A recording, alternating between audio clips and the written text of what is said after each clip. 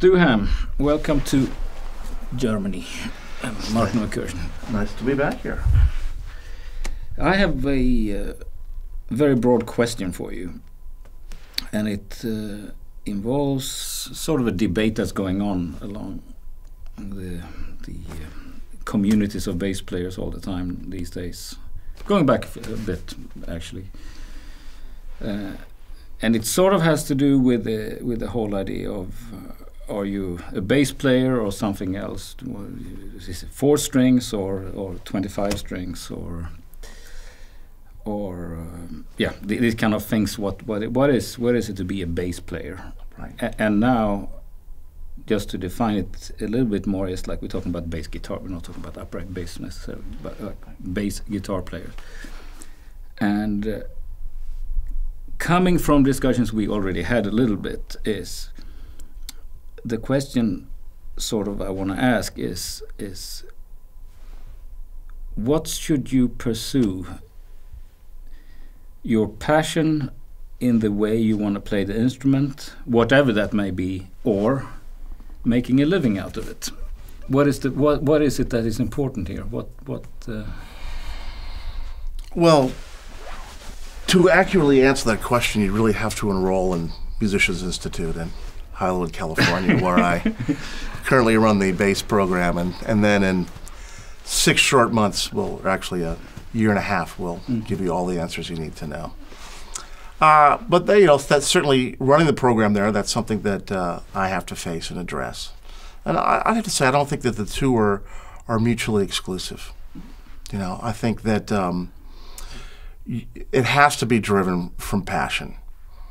And one of the stories that I tell is that I used to play golf. I used to play golf a lot more before my daughter was born, and before I became a administrator and shaper of young minds.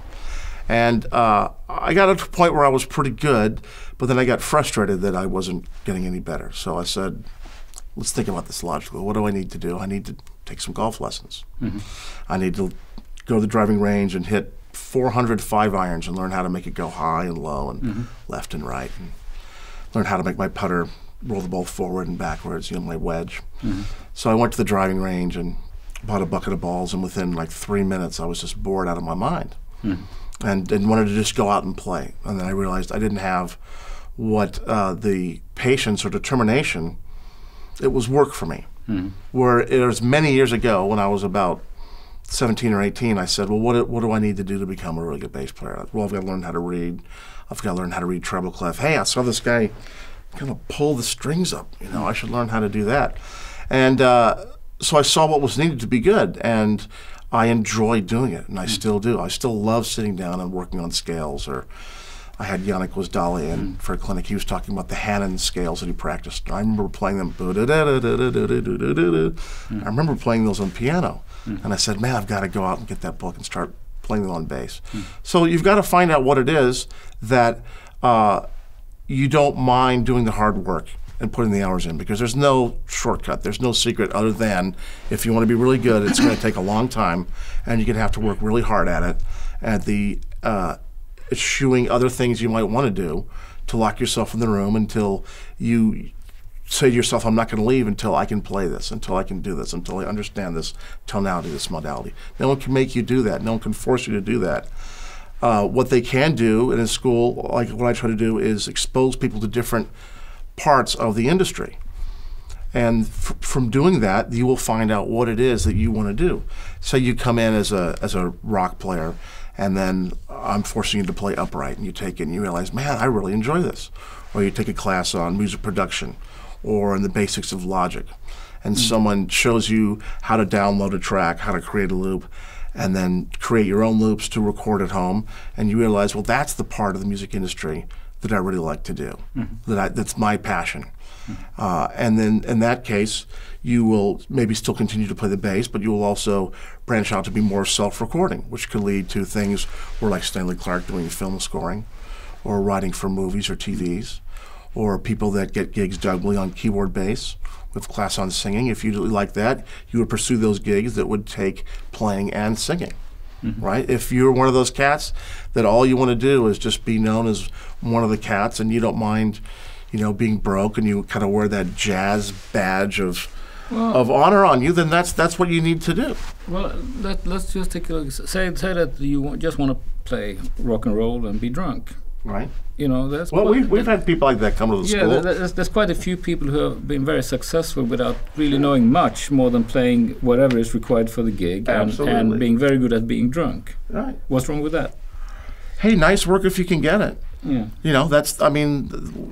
That's one career path. That's a path that I don't think is easily attainable. Then again, nothing is. I mean, it happens to people all the time. Having been said that, I'm not going to argue or say that doesn't mean that anyone should learn basic music theory or practice, because that's just where I'm coming from. I come from a family of musicians, and I just believe that any knowledge you learn is going to help you. Is that going to get in the way of 3 chords in the truth? If that's what you're after, I don't know, but I just that's where I'm coming from. It's not right or it's wrong. But if you're asking my opinion, I'm always going to err on the side of education and exposure to different kinds and aspects of ways to make it in the music industry. Well, now we both come from like 3+ decades of playing music and making a living out of it. Let's say 4. Yeah, well, as I can remember, at the time when we both started out, there was a music industry. My question is there still a music industry? Is there really something like that, or has it changed or morphed into something very different? Can you really define it as that narrow a concept? I'm sure that 30 years ago, our peers and our predecessors were having the same conversation about how rock and roll killed jazz and Miles went electric and it ruined the classic age of jazz. You asked my question, I'll answer it. So it certainly is ever evolving. There is certainly, one can't ignore the digital aspects and what the computer and the internet has done to music. And I think it wouldn't behoove you well as a person trying to make a living as a musician to not be aware and savvy on those skills, right? And to use them to your advantage. And the bad part is it's going to be harder and harder for people to control any intellectual properties. If you write a book or make a record, I've got free Spotify. I won't even pay the $9.95 a month, and I can basically listen to anything I want. How do I know that, when I listen to Hilary Hahn's version of The Lark Ascending, that she actually gets, or her or Vaughan Williams get half a penny for that listen I did? I don't know how that machinery works. So you've got to be savvy to know how to still hold on to any royalties. But the adverse is, I think there's a backlash, which is live shows and big live shows have not gone away. That I think people are going to start craving. They get sick of sitting there in front of the computer, and they're going to want that rite of passage and go in a group experience with 20,000 other people to go see Green Day or go see Taylor Swift or Arctic Monkey, whoever it is, and still sharing that group experience. So there's always going to be a place for live music. But basically, where I was coming from with that question a bit is that, well, you sort of answered it a bit, and I think it's an interesting topic to get a bit more into. Is that basically when we started out, and going back way before then, was that it was record companies, it was tours, and it was radio play. That was it. Yeah. And it was very clear. You went and played a gig, you got paid, you made a record, you got an advance and then royalties. You did? You got royalties? Theoretically, yeah, theoretically. And now it is, how do you, like you said, it's very, how do you monetize your work? How do you make a living out of it? How do you actually create an income out of something that a lot of people are expecting to get for free, like yourself? Right.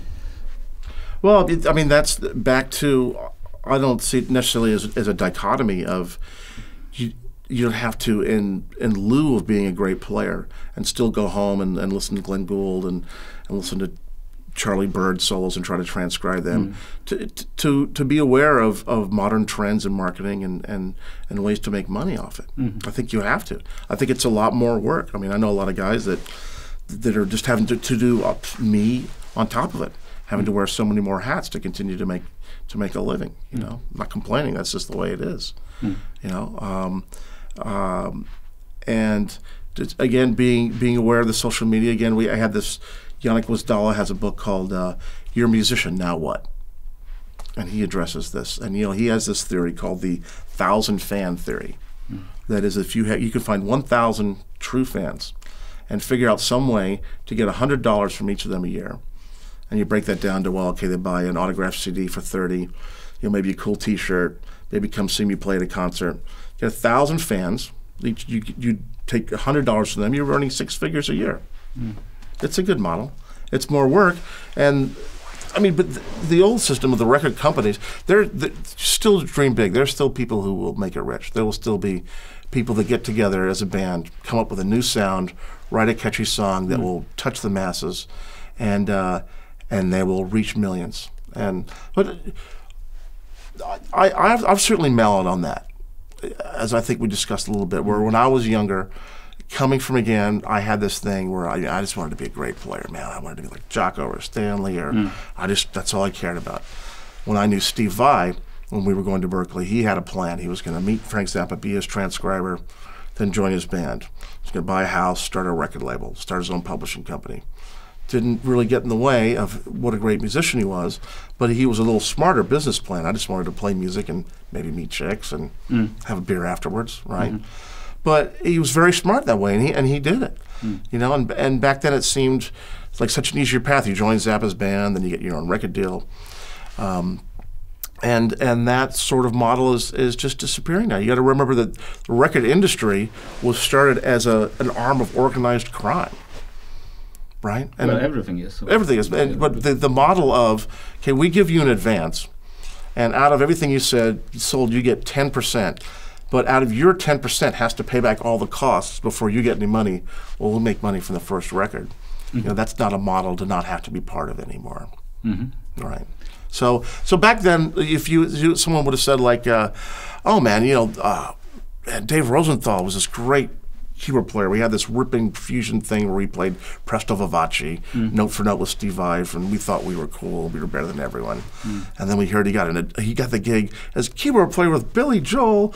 Oh man, how could he do that? What a sellout! Well, he's probably making good money. And I personally don't think there's anything wrong with making good money. I don't think it. No. Let me finish. I don't think it ruins your art. Where I told the guys at the incoming class of bass students, well, we've got, you know, I'm having a class on keyboard bass because the guy Jerry, who's the keyboard bass player, keyboard player, and musical director for Lady Gaga, and they're like, oh man, that's a bunch of crap, you know. Well, sure, it's crap, but it's also one of the best paying gigs out there. And so, you know, there's nothing wrong if you can become the musical director and bass player for Lady Gaga. I would suggest that you take it. I would, as a career move and as an artistic move, take it. You're going to meet cats. You're going to make a lot of money, which will then maybe afford you to be Charlie Watts to go out and tour with his big band.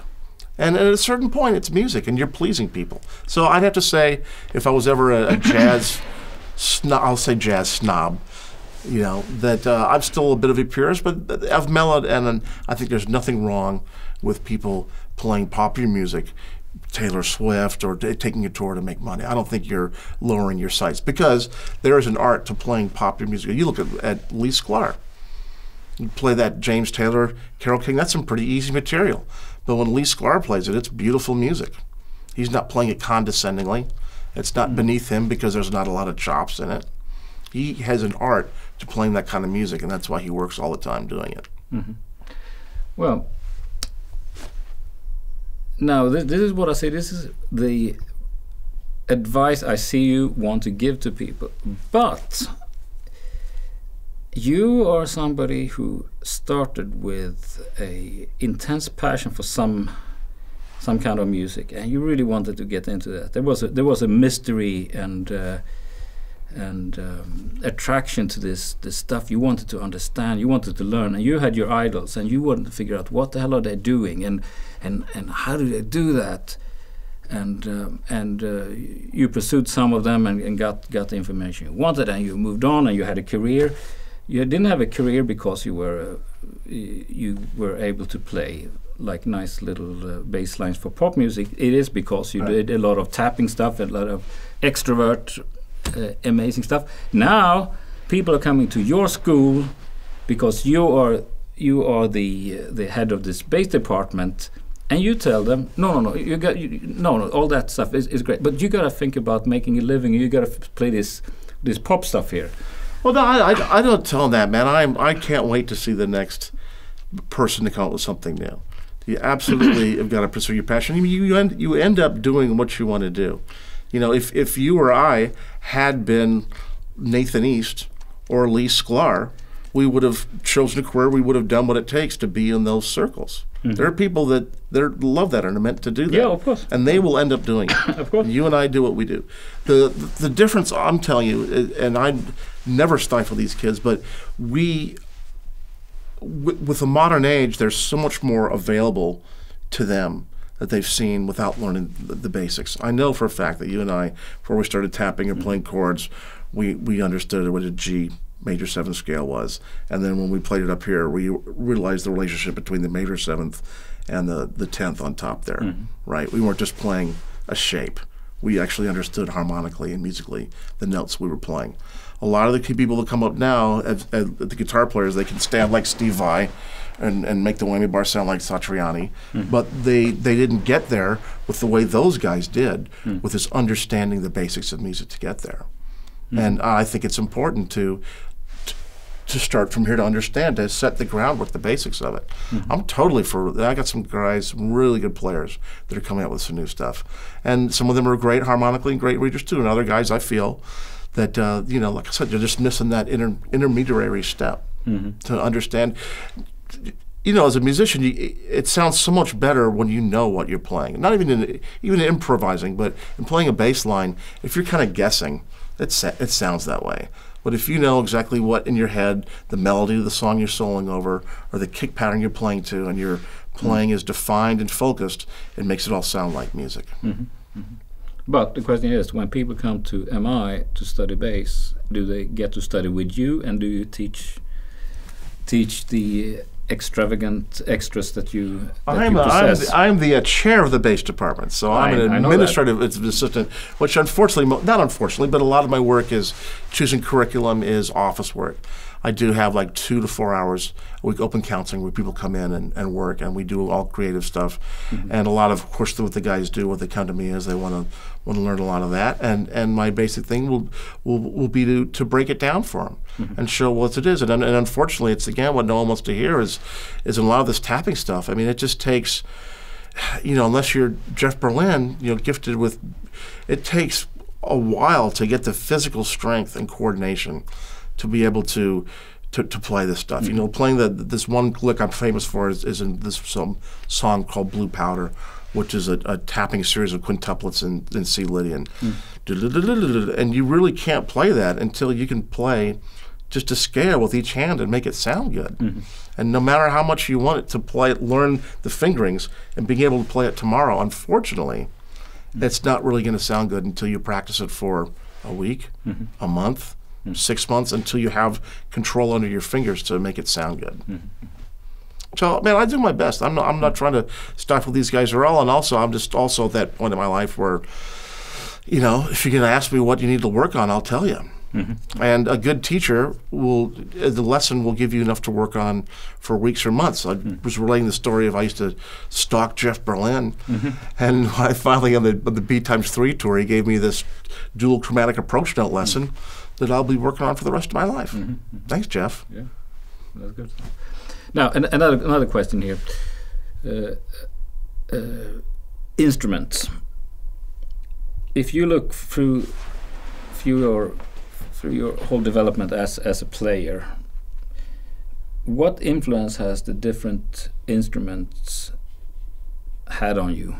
The ones you had access to, the ones you wanted, and the ones you helped create. how much does that mean to you playing? And that's a good question. I'm sure like you, I'm a bona fide bass geek. You know, I walk around this factory, and I recently it was last week or a month ago or 3 months ago. I was did a clinic at that bass store in Akihabara in Tokyo, and you go in there and it's just like bass porn. You know, there's just this, you know, a room this size with, I don't know, it's literally what, 3,000 basses, and then the room with the good stuff in the back. And I'd love to look at every one and just see the shapes. And it's just, basses are the coolest things in the world. That's why I started playing bass. I played piano and I played flute, and you know, was around music my whole life. And then one day there was a band playing in the tennis courts at Eisner Park, and I walked over, and the bass player had this red bass with a white curly cord into a custom amp that was like, had the Naugahyde sides and the chrome portholes in it, and I was like, that's just the coolest thing I'd ever seen. So I'm still a geek that way. And my first bass was an Alvarez Les Paul copy. And then fortunately my parents bought me a jazz bass when I saw I was serious about it. And then my first endorsement was, I saw a picture of the Kubicki in a Bass Player magazine. I said, well, that's really cool. Look at that. It's got a headstock there. And so I went to the NAMM show, and I went to the booth, and I played all this stuff I've been working on and tried to convince them that I was something special, and got an endorsement. And that bass really, you know, sprang me on a lot, because it was, the necks were made of laminated maple veneers. So they were really, really sturdy, and if not warm, very distinct sounding. And then also it's when I kind of started, you know, I was always a solid state kind of guy. And then when I heard the Harkey stuff, I found, because I'm looking for this direct stream of sound that's right about here. You know, not too high, but some of the low mids. It's clear but distinct, but still sounds like a bass. And so and of course, with the great thing about those Kubickis was they had like a classical extension on an upright bass. They had 2 extra frets down there, so you could you could capo it in an E, flip it open, you'd have a low D, but still play octaves all the same way, which is a nightmare now, because I write songs I wrote on that bass, and with the hip shot I've got to play 2 strings like octaves and 2 strings like a minor seventh. And I'm not Michael Mannering. I'm not that smart, you know, to be able to use all the hip shots back and forth. So that bass was really instrumental in helping me create that style, because it would just lend itself so well to like the tapping and stuff. Of course, I brought it to a taping of a TV show, and the engineer said, hey, that sounds great, but did you bring a bass? And then it just worked out well. Then the Fender company ended up buying the Kubicki company, and I ended up putting a P-bass pickup in between the 2 pickups on the Kubicki, because Satriani, same thing. It was like, it just didn't sound like a bass. And like rock material, you just need, like, you know, this time you just need that P-bass pickup. It's what we're used to hearing. It's what worked. And through then I met the guys at Fender, and had the chance to design what was the first person to have a Fender signature bass, which I got to combine some of the modern aspects of the Kubicki with just the, you know, the timeless J and P bass sounds. First Fender bass was active electronics. First Fender bass with 2-octave neck. So the idea was that you could get a real P and J bass sound and also kind of tweak it up with the electronics. And then that really enabled me to just work very hard to have an insider's relationship with people on the design and marketing side of the industry, which is another, I think, wise thing to do if you're so inclined to make it a living. And through then you know, was able to, when I designed my next series of basses with Washburn, to sort of alter some things around from what I'd learned, make a lighter bass that helps my, you know, shoulder more ergonomic, and being able to, you know, design an acoustic bass and stuff that I work on in the future. So, but I don't know, Einstein, I mean, evolution, the bass has helped me write, and every bass does something different. And I mean, like your basses, you know, I heard the difference between 2 basses. It's like night and day. With other people, couldn't tell the difference. You know, and I certainly write and play differently on different basses I play. And I'm getting old, and I guess I'm turning into Eric Johnson. And unless I have just the exact right gear to set up an amp, it's hard to play because when it does, when I have everything right, when the bass is set up right, when I've got my amp going and it's a nice room, I feel pretty good about my playing. And when I feel pretty good and it sounds good, I really feel I'm getting better. I get to create something new, and it makes me very happy. You know, I really enjoy that. Probably more than about anything besides, you know, being with my daughter or something. When things are right and I'm playing, it's just the best feeling in the world. Of course. What about tapping? Why tapping? What made you go there? What inspired you to start? I studied piano, and I've always loved, you know, why not listen to Glenn Gould all day? You know, why not listen to Casals? You know, play the cello suites. I've always loved just hearing one person play their instrument. And I started playing bass in my high school big band and played upright, and really started learning by playing through changes and reading big band charts. At a pretty advanced program where I was, and actually didn't start playing in rock bands until I was, I don't know, my third year or so into it. And so even though I liked solo music and instrumentalists, I played flute, and I never really thought about bass that way until November 8th, 1978. When I saw Jaco Pastorius at the Orpheum Theater in Boston, and just, you know, changed the game completely. I imagine what it would be like if I'd been a guitar player 10 years older and seen Jimi Hendrix in Monterey. It's like all the stops were off, you know. And so I went home and tried to think, you know, wow, the bass as a solo instrument, and started trying to play some of my piano repertoire on the bass. A piece called Gershwin's Prelude No. 2. It's in C-sharp minor. It's almost like a blues. Some people have done like jazz versions of it. So I started working on that, and then I ran out of fingers. And I was playing with Steve Vai at the time, and he was, I guess, the first guy, and Eddie Van Halen was doing hammer-ons. So they're doing like this, and then I'm saying, well, okay, so if you just tap down, that's another way to get the note to sound. Than just fretting it with this hand and plucking with this hand. If you just tap down, it gets the note to sound as well. And Victor Bailey was on the same floor with me at Berkeley. I think he was at the same time kind of sort of doing the same thing. Were you guys aware of Emmett Chapman at the time? I think I'd seen Stick. Yeah. That was just coming around. And so then actually the B section to that, the Gershwin, there's a couple contrapuntal moving lines that I couldn't have to play, so I was able to hold down the low C sharp here and kind of tap the notes in different directions. Bing, you know, light bulb. So then just going through my piano repertoire, there was just so many more ways to get more notes to come out by doing it that way. And the best thing it did for me was, I think it's easy to visualize harmony on a keyboard. It's a little harder on a 4-string bass. But if you're playing like Bach's Prelude in C, it's just a C triad. And you can see octave, fifth, third, and 10th. The second phrase is a D7 with a 7th in the bass, and then a G7 with a 3rd in the bass. And I'm so, you know, another like light bulb, I'm starting to see on the neck these outlines of chord shapes. You know, and it really helped harmonically to see the neck. And I was fortunate that in those early days of the Satriani Trio, there were a few pieces, in particular, Always With Me, Always With You, where I was able to play the low note. So people kind of saw me doing that. But there were very few instances where, as a bass player, you're able to put that in a band setting. Because once you're playing this, and that goes away for this, the whole low end goes away. And it's kind of an awful thing. You know, so the tapping is done, help me do is in my solo bass playing, which is something completely different than if I'm laying down a groove in a band or whatever. And what it's helped me do was just tell when I play a piece, it's supposed to elicit an emotional response. It's not supposed to be just check out how fast I can play. It's supposed to, it's about a book I read or an experience I had or a trip I took.